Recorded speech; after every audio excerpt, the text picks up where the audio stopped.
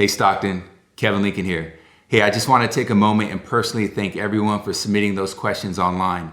Over the coming weeks, you're going to find that I'm going to be releasing several videos that are going to answer each and every one of the questions that were submitted.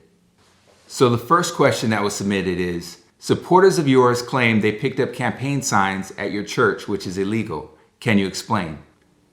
Absolutely, I can explain. My supporters did not pick up campaign signs at the church. In fact, I wouldn't even put my church in a position where nonprofit status would be called into question. The signs were picked up by supporters off the church property, and they were picked up at a couple locations that were even blocks away from the church. In fact, I had a frustrated supporter that doesn't even attend my church say they got tacos at CVS. Now, I think we can all agree that CVS doesn't even sell tacos. So I understand and respect the legitimate concern. However, supporters did not pick up signs at the church. The second question is, what is the first thing you will focus on if elected? Well, I'll start by taking an aggressive approach to our homeless crisis. Listen, it's going to take a multifaceted, collaborative approach to cut through the red tape and bureaucracy in order to address our homeless crisis. What that means is we have to bring the nonprofit, private, and local government sectors together to tackle the public health and humanitarian issues that have been plaguing our city for far too long. This collaborative approach will provide consistent trash cleanup, mobile showers, supportive services, job opportunities, and so much more.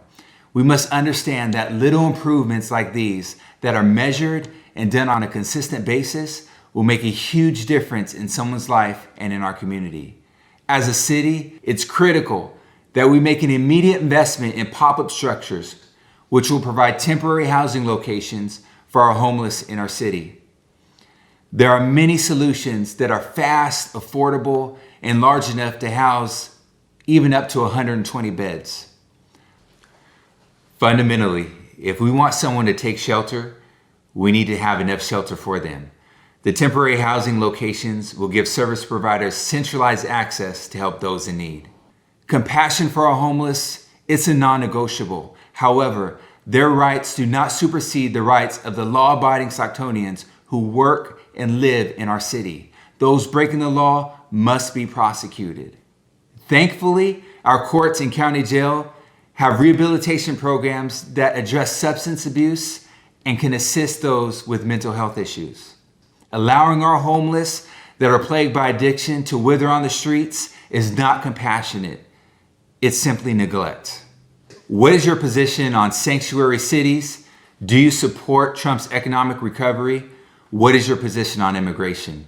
Well, I oppose sanctuary cities and believe we must follow the rule of law when it comes to undocumented immigrants who break the law.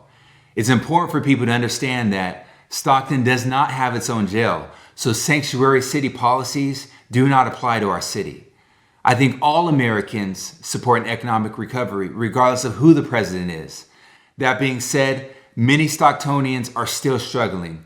In fact, we live in one of the most expensive and highly taxed states in the union. Our middle class is shrinking, and many families are working hard to make ends meet. We need the fundamental change in California and Stockton to actually benefit from the economic recovery much of our nation is feeling. As a grandson of a Mexican immigrant, I support legal immigration. I also support streamlining the immigration process while securing our borders from violent drug and human traffickers. The next question is, do you have any ties with the current mayor? Are you currently in his circle? Absolutely not. I've only met Mayor Tubbs once, and that was at a clergy luncheon. So the next question is, the current mayor doubled the expenses of the mayor's office, hired high-paying assistants, and has travel paid for driver. How will you address these expenses and bring honor back to the mayor's office? Well, it's my understanding that while former Mayor Anthony Silva was still mayor, he backed an amendment to the city's charter that would add 3 paid staffers to the mayor's office.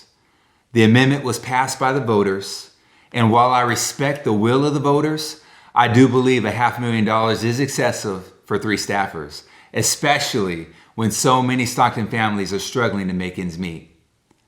I also won't need a driver. I can drive myself.